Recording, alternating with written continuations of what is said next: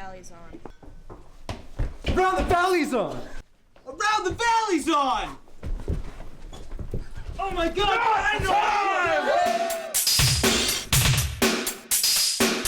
Hello everyone, welcome to Around the Valley. This week we're going to have a show that's going to be a little bit different than the last couple weeks. We're pretty ill prepared this week, so we're kind of just going to fly by the seat of our pants and just go with it, and whatever happens, happens. So I hope you can stick with us. Will, how's the week been for you, man? It's been tough. It's been a long one. You look like you're pretty banged up. Yeah, a lot of Latin. Just throwing a little shout out to St. Patty's Day. Wanted to put that in there, Shamrock. It is around the corner for sure. It is. It's around the corner. Can't wait for it. Blarney Definitely. was this weekend, right? Blarney was this weekend at UMass. I don't think we're going to get into details, but it was fun. Usually is, right? Yeah, good time. How are you, Kyle? How's the week been for you? It's been rough. Car's having some trouble, so it's tough getting back up here. But we made it this week, made it. so everything's good. We're in the studio. We're in just under the buzzer. So I'm going to go ahead and start the most prevalent sports topic I can think of right now. NFL free agency begins today. Today. So we had some moves already. Percy Harvin traded from the Vikings to the Seahawks for a first-round plus. Yep. So they're going to give another pick, their first-round pick this year, another pick, still undisclosed. Yep. But it's hinging upon whether Percy Harvin's going to sign a contract in Seattle. Yep. So it's going to cost Seattle that first-round pick and a new contract when their, division rivals, the Niners, picked up Anquan Bolden from the Ravens for a sixth-round pick. That's unbelievable. Think about this: you're drafting a sixth-round player, and they might not even make your team. They probably won't make your team. Right. They're either going to round off your roster at the beginning of the season, or they're practice squatting, or they're just going to be straight up cut. And for an Anquan Bolden, a guy who's been a perennial Pro Bowler, he's definitely lost a little bit of his skill set. I mean, his numbers. So far, his numbers last year's regular season, although you made the good point, the Ravens weren't the greatest regular season team last year. They did win the Super Bowl. But his numbers fell off a little bit. But then his postseason was nuts. Yeah. Even the Super Bowl alone, I think he had 6 catches. For 100 yards on a touch. Yeah. But for a sixth-round pick, especially when you lose Randy Moss, that's what a pickup for Colin Kaepernick. What are you thinking about that? Yeah, Anquan Bolden, and since he came into the league, I believe his first game he went for like 200 and something yards in his first NFL game. So you knew when he burst on the scene that he was a legitimate wide receiver. And not only can he make the big catches, and he's tough, but he run blocks really well. He takes pride in the ability to run block, and he hits guys hard. He reminds me of Hines Ward, who definitely takes people's head off, on the weak side. And he's done it this year where he put a guy. I think he took him out of the game with a block, from the weak side. Totally legal too. I think a lot of people said that the Seahawks might be paying more in the long run, but they're getting a younger, more dynamic Percy Harvin. They are, but Percy Harvin has also had a history in the last couple of years of some weird injuries. Right. He had headaches and migraines. Yeah. Was it last season or 2 seasons ago? I think it was. Or both seasons. Yeah. He's had a couple of hamstring issues. In college, he was a little bit injury prone. So you're getting an incredible talent because he is so fast and can just instantly change the pace of a game. It'll be cool to see him with Russell Wilson too, because especially with 2 guys who can just touch the ball and make anything happen. But you are getting an injury-prone guy now. Obviously, San Francisco is definitely, they're getting a proven vet, but he is a vet. And the other thing I wanted to bring out was right at the end of the season, Bolden made the comment that he would not sign with another team. He would retire before signing with another team. Now, I don't know how serious that threat is, but he did make that note, and I did see today that he said he was shocked by the trade to San Francisco. So it's going to be interesting to see how those two situations actually play out. Right. Because Percy Harvin definitely, he seems like he wants to be more of he's a Florida guy. He seemed like he wanted to go to a bigger market in Miami or something like that, and then ends up in Seattle after being in Minnesota, where he was definitely unhappy. So it'll be really interesting to see how that plays out. I do want to get into just some of the free agents, though. We got Wes Welker, Ed Reed, James Harrison, Jake Long, and a former number 1 overall pick. Where do you see, I'll start with Ed Reed, where do you see Ed Reed's future? Well, there's been some rumblings that Ed Reed has been in negotiations with the 49ers. Yeah, Obviously, a lot of people think that Ed Reed won't play anywhere but Baltimore, some of the people I know included. But I think the writing's on the wall for him to be out of there. I just think that Baltimore, they spent too much money on Joe Flacco. Now they've gotten rid of Anquan Bolden. They need to get younger because, let's face it, they're not going to, with that team that they had this year, with Ray Lewis retiring, they're not going to win another Super Bowl next year. No. Although they're still a good team. There are plenty more teams. The Patriots, for one, who I don't think that they'll beat them again, but that's just me. The 49ers, I would doubt next year that they could be the 49ers. The Seahawks now. You have to think about all kinds of teams who still have a chance. Packers, yeah. But there are going to be some big splashes, and I think the Pats are waiting a little bit to see how the market plays out because we've talked about it before. It's deep. market for a lot of different positions: offense, defense, offensive line, tackle. It doesn't matter. A lot of people out there, and they didn't re-sign Vollmer, they didn't re-sign Talib yet, they haven't re-signed Welker. So they kind of need to take a look at what they want to assess and get going soon, because it's begun now. Some team can reach out there and make an agreement with Welker or Talib. We're within minutes. We're within 10 minutes of it opening up. Right. This is being filmed on Tuesday, and right now it's 3:50. So hopefully by Friday, when this show airs, we're going to have some things have settled down. Yeah. And the direction the Patriots are taking hopefully be a little bit more clear at that point.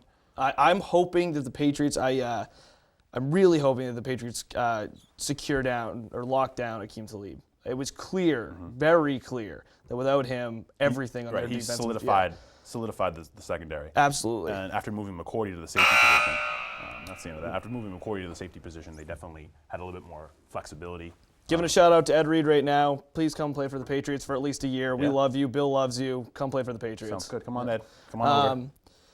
Yeah, so this week in golf, we had another huge win by one Mr. Tiger Woods, one of my favorite topics. We wanted to, he won, I think, at a -19. Yep, 2 strokes ahead of Steve Stricker. Yep, 2 strokes. And the big news coming out was that Steve Stricker helped him with his putting game on Wednesday before the tournament starts. And then Tiger has 100 putts total, which I think was the first time in his career. Tied the amount of birdies that he had in a. He broke it. He broke that in 27 because and so he just had a phenomenal week. But I want to get away from just from the tournament itself and say, projecting towards the Masters coming up in about a month.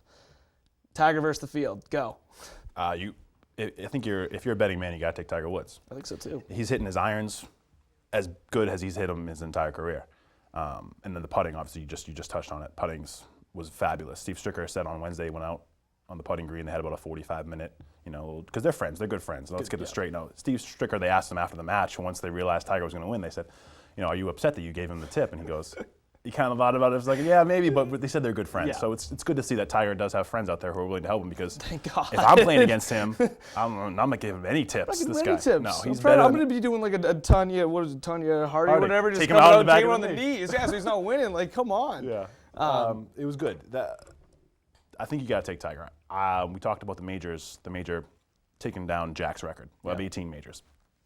As of 5 years ago, before everything had transpired with Tiger Woods and Elin Nordegren, he was, I would say, on pace to obliterate that record. I thought he was going to go 20 majors. Now people, including myself, think that he might not even break that.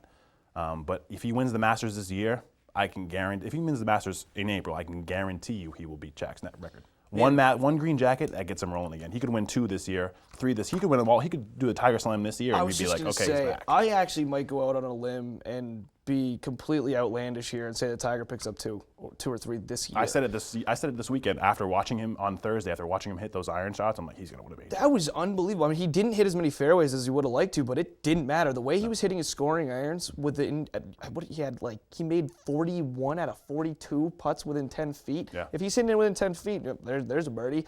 I mean, it was the game that he played this week was just flawless. Yeah. And 2 weeks ago or 3 weeks ago now at Torrey Pines when he won that tournament. It was probably like 5 weeks ago, I think. Was it 5 weeks ago at this point? Wow. I mean, that's fly by the seat of your pants right there. Yeah, exactly. But when he won that at Torrey Pines, I mean, his game was close to back to the vintage Tiger that everybody's saying, and this was, close to beyond it. This is as close as you're gonna get. Yeah. He in the prime of his career, he completely remodeled his swing.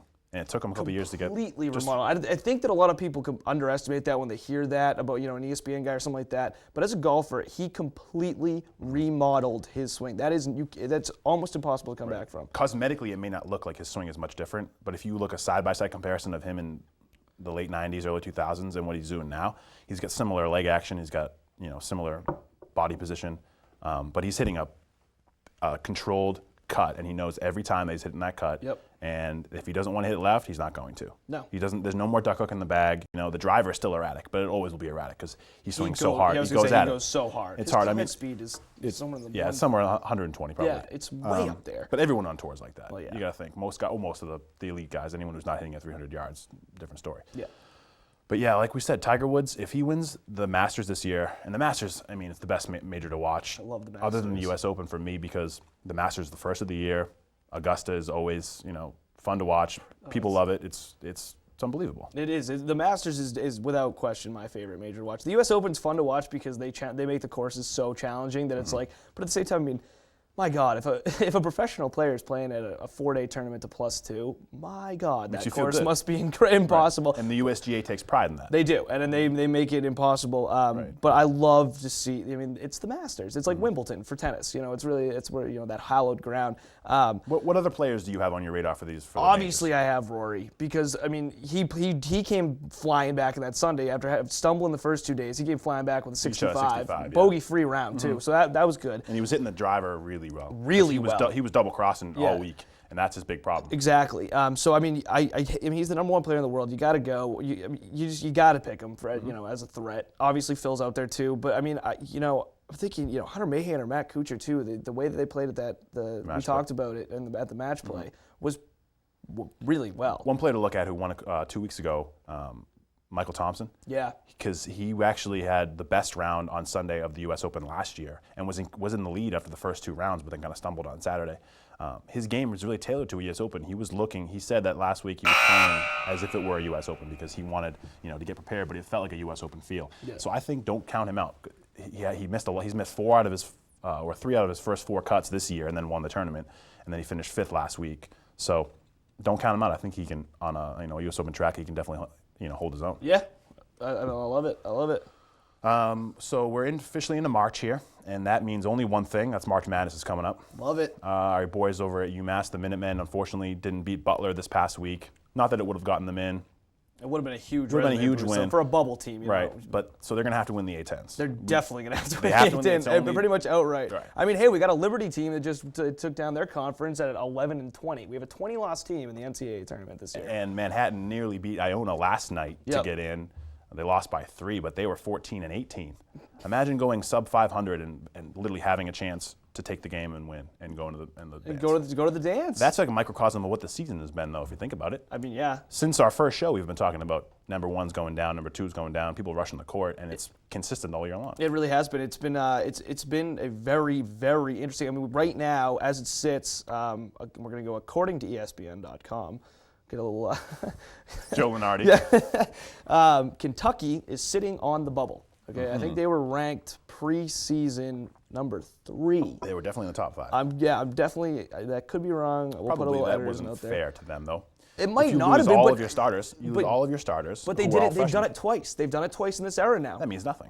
I mean, why not? One and dones. We just had a great rant last week on the one and dones. A one and done can take your team instantly. And they had. Yeah, but a one and done also is an 18-year-old kid who has hardly played any basketball or competitive basketball at Division I level in his life. Yeah, but some of those kids are so head and shoulders above some of those seniors that I mean, you had the top 5 class for Kentucky. Nerlens Noel came in. They were supposed to be there. Based on Anthony Davis and Michael K. Gilchrist winning the championship. They could have gone. But you can't put the impetus on the kids like that. You can't say these 18-year-old kids who were just coming out of high school or junior college or prep, they're going to come in and never having played a second of Division I college basketball, and they're going to win the whole thing. When you have teams that that are all seniors who have been playing together for 4 years, and you got coaches who've been playing with those guys for 4 years, and you have a program who's completely recycling all of their talent, and you say they're supposed to be there. See, with professional teams, you can say that they're supposed to be there. They're getting paid to be there. They've done it before. But with college kids, imagine if you were a freshman in college, you came out and you were all this pressure was on you to play basketball. All of a sudden, your team gets off to a tough start, and you're playing really good teams every night. How are you saying you're supposed to be there? Because of the one and done rule in college basketball. I mean, you have these 18-year-old kids that arguably could easily make the hop immediately to the NBA, which before the one and done rule came in, we had the LeBrons, we had the Kobes, we had the KGs. Then there were obviously those ones that failed, the Kwame Browns. He didn't really pan out. Yeah, didn't pan out too well. No. But but then you have like a Syracuse team in 2001 with Carmelo Anthony, freshman, took him all the way. Anthony Davis last year, Michael K. Gilchrist took him all the way. I mean, it's been proven that these kids can come out. Trey Burke from Michigan's a sophomore. Last year, he brought them all into the dance completely by himself through a pretty good Big Ten. Obviously, they're freshmen and they're younger, but the game of basketball is not one of those games like football where you need to be more mature. It helps to be physically more mature, but Hasheem Thabeet a couple years ago with UConn took him Took him right to. I wouldn't say Hashim Thabit took them because he's 7'3", but he can hardly has any offensive game. He could be blown over by the wind. Yeah. So I mean, that team is also coached by Jim Calhoun, who's one of the best Division I coaches of all time. So you can't discount what he's done. And not that Calipari's not a great coach, but he's also had his career full of recruiting violations. You can start here at UMass. Started here at UMass. Thanks, John, for leaving us where you did. Doesn't have a Final Four banner anymore because Yeah. you paid Marcus Camby. Sorry, shouldn't have thrown that out there so blatantly. As soon as wherever he goes, I believe Memphis. After he left Memphis, the same thing has happened. Yep. And who's to say once something breaks at Kentucky, he's out the door. If he leaves Kentucky, watch for the next year to have somebody got paid. Well, I mean, you got to think about it. He's got the top, like you said, the top 5 recruiting class or top recruiting class. He's had the top recruiting class for the last 2 years and a top 5 recruiting class for the last 4 years at Kentucky. That's insane. It's insane. He had 3 kids in the top 5. But then I guess you could say that his reputation precedes himself. Whereas Yeah. he doesn't even need to do the recruiting anymore. People want to play for Coach Cal. Absolutely. Because they know, well, I mean, you saw the special on ESPN where he said that his job is to get these kids that NBA contract. No. That's not your job. No, your job is to coach basketball and to teach these boys how to grow into men at the same time. Absolutely. I Although completely agree with that. People may say that they're only here for to coach games and to win games. No. If your high school coach is only there to win games, that'd be a problem too. That'd be a huge problem. Like you talked about in your rant last week. Team sports teach people very valuable lessons in life. And I think that John Calipari, as a college coach, has signed up to do that. It's not your job to get these kids in. Not at all. Your job is to show them how to grow. But really quickly, before we move on, teams you want to look out for in the tournament.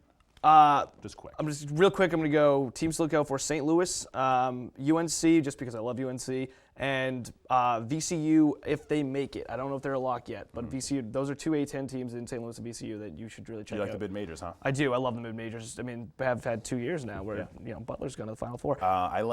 We talked about how good the Big East was, how good the ACC was. I really like Miami. I think they've had some tough losses, but they've also had some really good wins. And when they get rolling, that team can shut anybody down on defense, and they can score with anybody. So athletic. Watch out for Miami. They already beat Duke once, and they should have beat them a second time. So absolutely. They came here and played UMass, and I witnessed that game.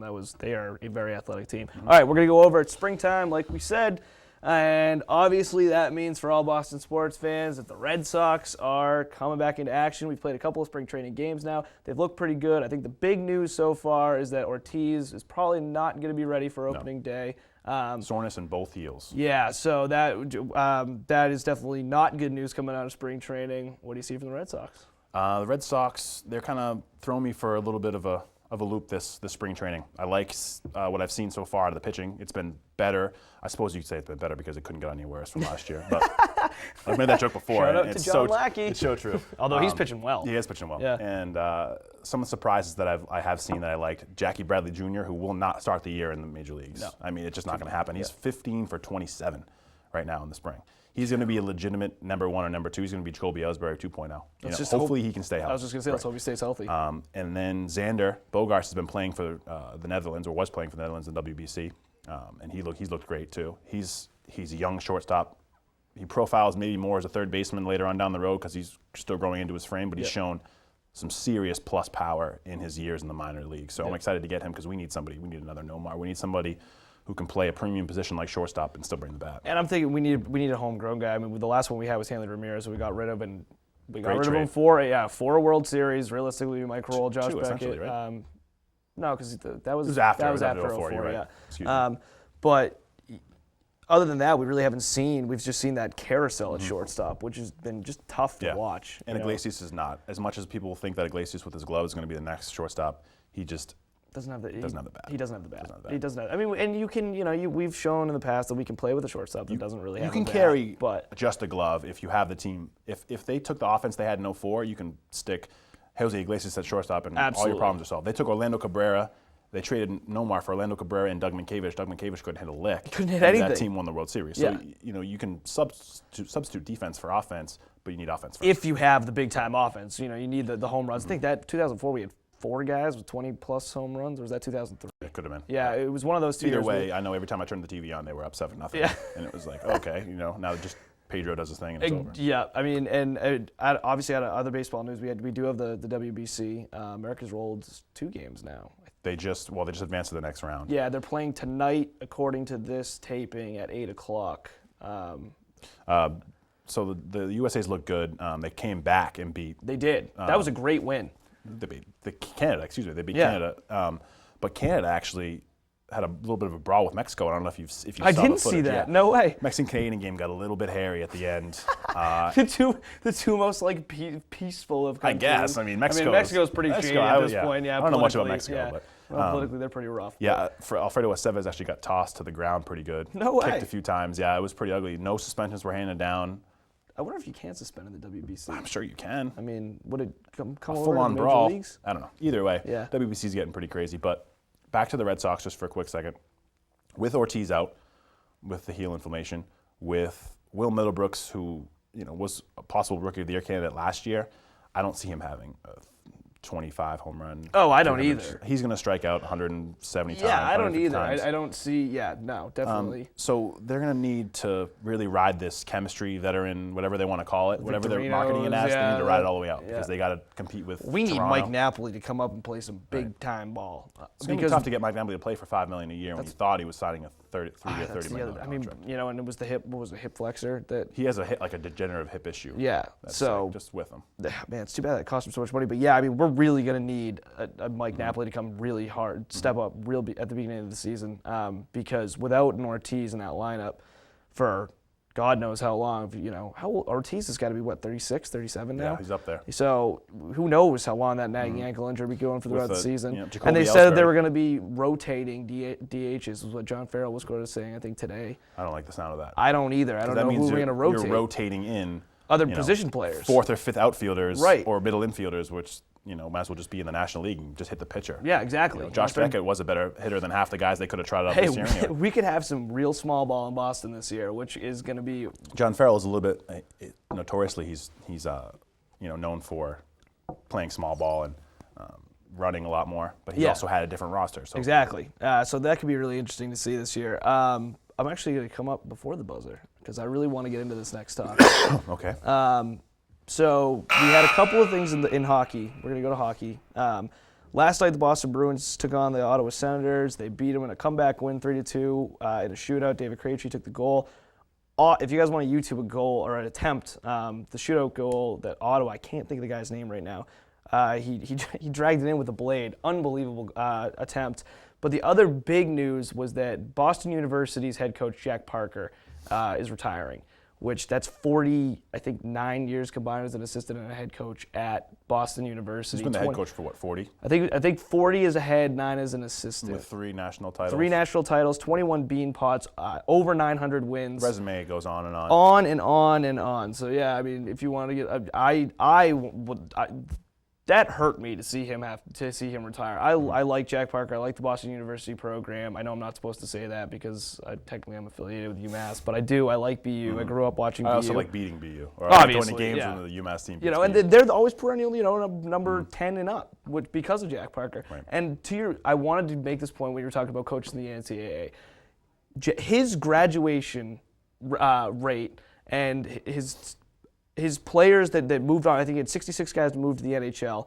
I think all 66 made it to at least their junior year and didn't leave before then. That just speaks to a fantastic program and a fantastic coach. It kind of got a little bit screwed up with the sexual assaults last year, but I still don't even think that had much to do with him. Right, it could be a reflection on him, or it could be a reflection on some of the people that he has in his locker room. So it's hard to say. I think it's just a reflection on the university itself. I mean, their big program is BU hockey. They don't have a football team. They have a mid-major basketball team that hasn't gone anywhere in the last 15 years. I don't think they've even played. A member of my high school basketball team, Mike Schultz, walked onto the BU team.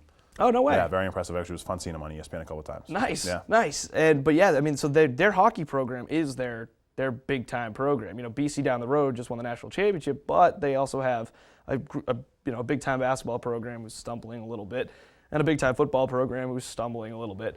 But hockey isn't the number one thing, where BU is, which I think having that type of culture could bode problems. I just got the 2-minute cue here, so I think we have to go to the People's Champ. Sounds good.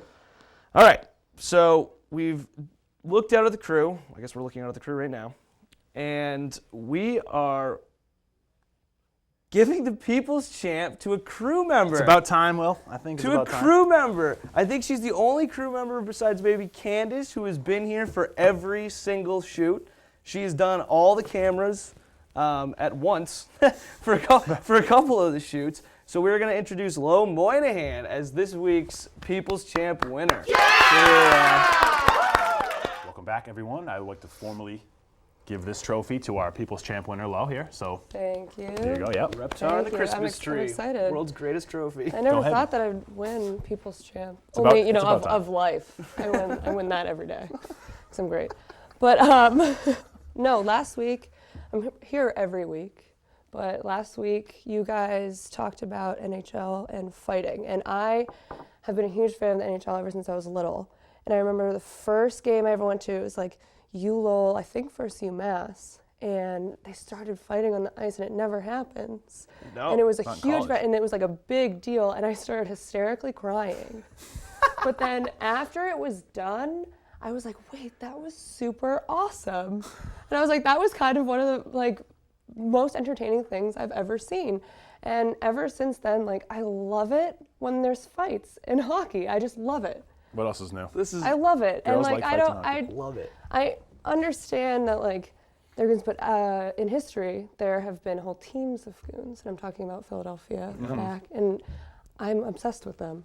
I love Philadelphia Phillies. You love the goons. Back then, I love the goons. Give me a whole team of goons that also know how to play, and Well, it's tough to there. find. I know. Oops, sorry. That's all I That's gotta all you say. got? Just more fights. All fights. No hockey, all fights. Let's just do that. Just drop the gloves. Let's just drop the gloves every time you get out there. Don't even Just drop the puck. Yeah, there's no need. Put a cage around them, and let's no hockey, all fights, sticks and skates still required. That's exactly what I want. All right. That's good advice. That's great advice. So congratulations to Lo, you. and I think that's all the time we have for Around the Valley this week. Loved having everybody. This was a great episode, and let's hope some cool stuff happens in sports. Whoa, whoa, whoa, whoa, Will and Kyler, you're forgetting the most important part of the show, and that's the What Grinds My Gears section. Last week, my friend and colleague, Richard Berg, talked about the NCAA and the one-and-done rule. Well, I'm Danny Schneider. I'm here to talk to you about how corrupt of an organization the NCAA and how it really does grind my gears. Let me tell you, the NCAA, if you go to their website, it's www.ncaa.org, because they're a non-profit organization. Let me tell you how corrupt that is right there. I don't have a lot of time, so I only can stand one point here. But the NCAA has contracts with ESPN, Fox Sports, and NBC Sports. Three of the biggest players in all of sports, and the NCAA has contracts with them. They also name every one of their football games after a major sponsor. The Discover Orange Bowl, the Vizio Rose Bowl, the Chick-fil-A Bowl, the Capital One Bowl. You know what? How much money are these universities making from this? Millions upon millions upon millions upon millions. Notre Dame, for example, makes over $1.5 million on bookstore sales alone from every football game at Notre Dame. In sales alone, let alone tickets, let alone media coverage, let alone advertisements. That's an incredible amount of money that they're making per game. And let me tell you how much money these student athletes see. Zero. Yeah, that's a big goose egg. Who sees all the money? The universities, the presidents, the athletic directors, the coaches, who at times make more than NFL coaches make for coaching these college kids. Do I think NCAA athletes should make money? Absolutely. Do I think they should make an exorbitant amount of money? Absolutely not. They should make enough money that they can spend, they don't have to worry about going out on a Friday night to get a dinner and a drink. No, they should be able to afford that. Why can't they afford that? Because they can't get jobs if you're a Division I athlete. You can't get a job if you're a D1 athlete because that's technically a violation of NCAA rules, where that's a recruiting violation because the boosters are paying you. The boosters will be giving you money. So no matter what job you get at Macy's, McDonald's, Coca-Cola, that's a violation because there's a booster that probably works at that company somewhere, somehow in the line, so it's a violation for you. But let me tell you, the school itself is making millions off of you, but let me tell you how much you see. 0 cents. And that's what really drives me here, because it's not fair for the student athletes who bust their balls day in and day out and see 0 cents from it. But these coaches are making $5, $6, $7, $8 million a year because you're doing well for your school. No, that is just unfair to the athlete themselves. And that's why I'm here to talk to you about what grinds my gears. So on behalf of everybody, Lo Moynihan, Kyle McClanovich, Will Paris Zimmerman, and Danny Schneider, I'm signing off for Around the Valley.